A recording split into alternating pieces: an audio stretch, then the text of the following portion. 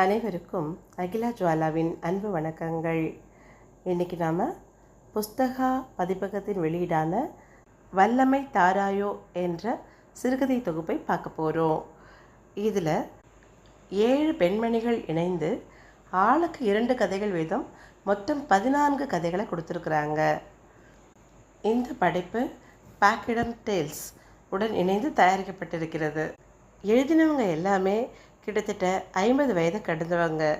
அந்த வயதில் அந்த 7 பேரும் ரொம்ப ஆர்வத்துடனும் முழு உத்வேகத்துடனும் கதைகளை எழுதியிருப்பது மிகவும் சிறப்பு வாய்ந்ததாக இருக்குது. எல்லா கதைகளும் மிக அழகான பாசிட்டிவ் நோட்டோட தன்னம்பிக்கையையும் நேர்மறை சிந்தனைகளையும் தருவதாக அமைந்திருக்கிறது. இதனோட சிறப்பம்சம். ராஜேஸ்வரி ஐயர், ஜெயந்தி பத்ரி, ருக்மணி வெங்கட்ராமன், வனஜா முத்துகிருஷ்ணன், உமா சுவாமிநாதன், பத்மா ராகவன், அனுராதா விஸ்வேசன் ஆகிய 7 பேர் எழுதிய கதைகள் தான் இந்த புத்தகத்தில் இடம்பெற்றிருக்குது. வல்லமை தாராயோ புத்தகத்தில் இருக்க ஒவ்வொரு கதையும் பெண்களுக்கு தன்னம்பிக்கையும் தைரியத்தையும் கொடுக்குது. வல்லமை தாராயோ சிறுகதை தொகுப்பில் இடம்பெற்றிருக்கிற சிறுகதைகள் பெயர்கள் ரொம்ப வித்தியாசமாகவும் அழகானதாகவும் இருக்கிறது.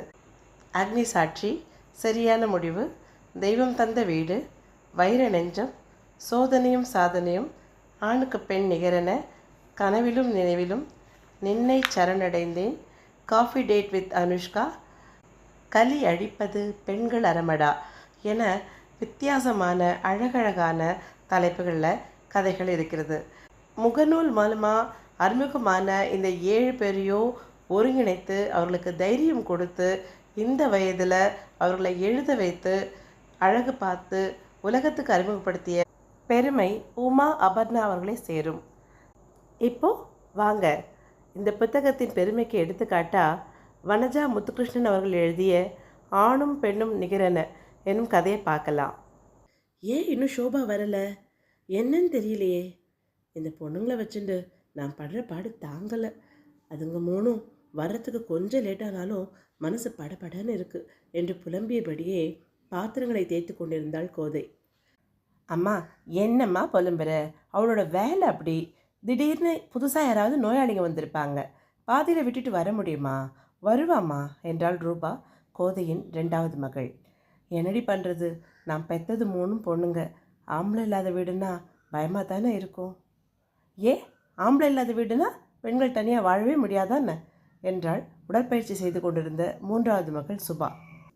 கோதையின் பக்கத்தில் வந்து நின்று அவள் தலையை கோதிவிட்ட ரூபா, அம்மா, ஏன் அடிக்கடி ஆம்பளை இல்லாத வீடுன்னு சொல்கிற? உன் ஆம்பளை இருந்தபோது என்ன செஞ்சார்? காலை ஆட்டின்ட்டு படுத்துண்டு ஒரு வேலைக்கும் போகாமல் ஊர்வம்பு பேசிட்டு உட்கார்ந்துட்டு இருந்தார். படிக்காத நீ தானே காலையில் எழுந்தார் ராத்திரி வரைக்கும் ஒவ்வொரு வீடாக போய் சமையல் செஞ்சு எங்களை காப்பாற்றின. அந்த ஆம்பளை 3 பெண்ணுங்களை பெற்றுட்டு ஓடிட்டார். இப்போ இருக்கிற இடமும் தெரியல, அவர் உசுரோடு இருக்காரான்னு தெரியல.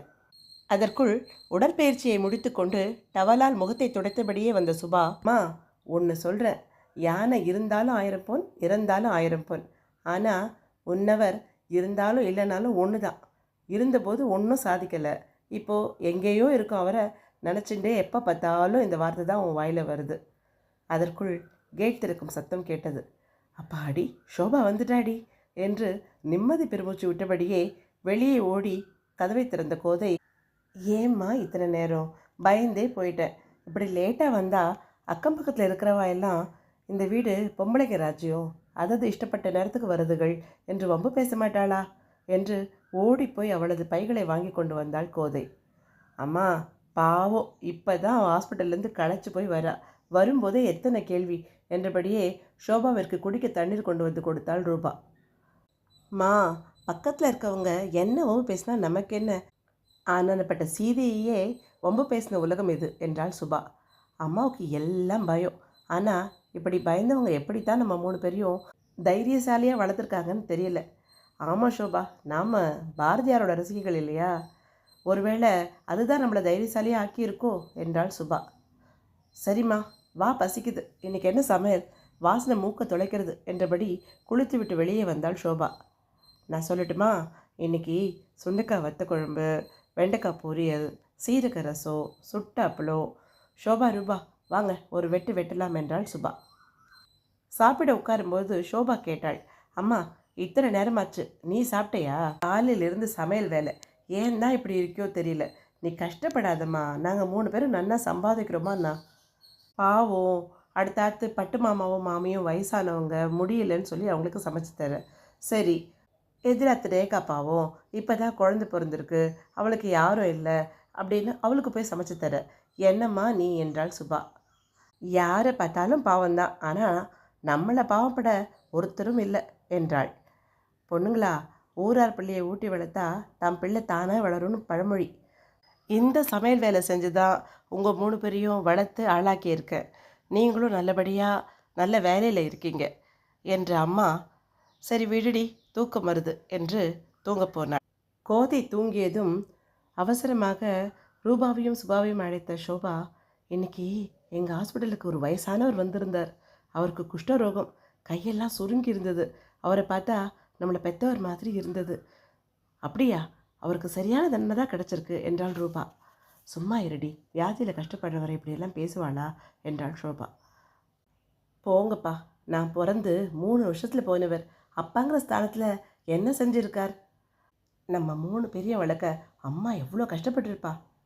அந்த மனுஷனோட முகம் கூட எனக்கு நினைவில் இல்லை என்றாள் சுபா. இந்த உரையாடல்களை தூங்குவது போல பாவனை செய்து கொண்டு அத்தனையும் கண்களில் நீர் வழியே கேட்டுக்கொண்டிருந்தாள் கோதை. மறுநாள் காலையில், அம்மா இன்னைக்கு வர லேட்டாகும், நிறைய வேலை இருக்குது என்று அவசரமாக மருத்துவமனைக்கு கிளம்பினாள் ஷோபா. ஏய், எனக்கும் கொஞ்ச நாளாக உடம்பு என்னமோ மாதிரி இருக்குது, நானும் வரேன். கோதைக்கு பின்னால் நின்று கொண்டு வேண்டாம் என்று கன்றாடையிலும் கைகளையும் அசைத்து கூறினார்கள் ரூபாவும் சுபாவும். என்னடி ஷோபா, உனக்கு என்னை அழைச்சிட்டு போக இஷ்டம் இல்லையா? வேண்டாம் வெறுப்பா திருன்னு முழிக்கிற. இதை பாருங்கடி, உங்கள் 3 பேரையும் வளர்த்து ஒருத்தியாக நின்று படிக்க வச்ச எனக்கு நல்லா தெரியும். உங்களை மாதிரி எத்தனை பேரை பார்த்துருப்பேன். ராத்திரி நீங்கள் பேசிட்டு இருந்ததை கேட்டுட்டு தான் இருந்தேன்.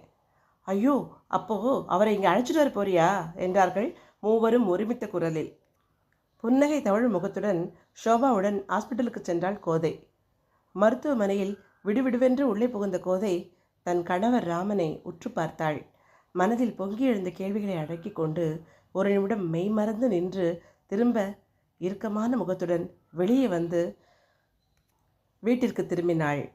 பின்னால் அதிர்ச்சியுடன் வந்த மூவரும், என்னம்மா திடீர்னு வந்த, ஒன்றும் பேசாமல் வந்துட்ட, மனசில் இருக்கிறத சொல்லுமா என்று கேட்கவும், தன் சிவந்த விழிகளில் நீர் தேங்க, போரும்டி, இத்தனை நாளாக மூடி மறைச்ச ஒரு விஷயம் இன்னைக்கு சொல்கிறேன். வேலை பார்க்காம ஜடம் மாதிரி இருந்த ஒருத்தருக்கு எங்கேருந்து தான் ஒருத்தி வந்தாளோ, அவளுக்கு அடங்கி ஒடுங்கி சேவை செஞ்சுட்டு இப்போ இந்த வியாதியோடு வந்திருக்கார். அப்போ நீ எதுக்கு அவரை பார்க்க வந்தேன்னு கேட்பேள். அடிக்கடி ஆம்பளை இல்லாத வீடுன்னு சொல்கிறேனே, எதுக்கு தெரியுமா? இந்த வார்த்தை அந்த மனுஷன் நம்மளை விட்டு போகும்போது, ஆம்பளை இல்லாத வீடு, 3 பொண்ணுங்களை வச்சுட்டு எப்படி கொட்ட போகிற, அதுங்களை படிக்க வச்சு கல்யாணம் இப்படி பண்ண போகிறேன்னு கேவலமாக பேசிட்டு போனார். அந்த சொல் திரும்ப திரும்ப நானே சொல்லிட்ட போது என் மனசில் ஒரு சக்தி வைராக்கியம் வந்தது. அந்த வைராக்கியம்தான் உங்களெல்லாம் நல்லபடியாக வளர்க்குறதுக்கு உதவுச்சு. அந்த மனுஷனை கடைசியாக அவதானான்னு பார்க்க போனேன். அவர் கட்டின தாலி வேண்டாம், அதை நான் எப்போவோ கழட்டி வச்சாச்சு.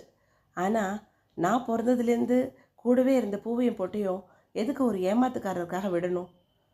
அமைதியின் இருப்பிடமான நம்ம அம்மாவா இப்படி பேசுறது? தினமும் துளசி மாடத்தில் விளக்கேற்றி வச்சுட்டு வல்லமை தாராயோ என்று பாடுறாளே, அவளுக்குள்ளே எத்தனை விஷயங்கள் அடங்கி கிடக்குது. மூவரும் ஆச்சரியமாக கண்கள் அகல பார்த்தார்கள். ஆனால் அவர் தந்த நல்லது எது தெரியுமா? 3 ரத்னங்களை எனக்கு தந்தது தான். நீங்கள் 3 பேரும் இல்லாமல் இருந்தால் நான் போன இடத்துல புல் முளைச்சிருக்கோம். உங்களுக்காகத்தான் நான் உசுரை பிடிச்சிட்டு இருக்கேன். உங்கள் 3 பேரையும் நல்லவாளாக பார்த்து கல்யாணம் பண்ணி வச்சா நான் நிம்மதியாக கண்ணை மூடுவேன் என்று நெகிழ்ச்சியுடன் கூறிய கோதையை மூவரும் ஓடி வந்து அம்மா என்று கட்டி அணைத்தார்கள். சரி சரி விடுங்கோ, இன்னும் 1/2 மணியில் சமையல் ஆகிடும், பசியாக இருப்பேன், நீங்களே போட்டுட்டு சாப்பிடுங்க. பாவம், பட்டு மாமி மாமாவுக்கு பசி தாங்காது, வயசானவா. புள்ள பெற்ற பெண்ணு ரேகாவுக்கு மத்திய சமையல் வேறு சமைக்கணும், நேரமாச்சு, நான் கிளம்புறேன் என்றபடியே நிமிர்ந்த நடையுடன் நேர்கொண்ட பார்வையுடன் கிளம்பினாள் கோதை.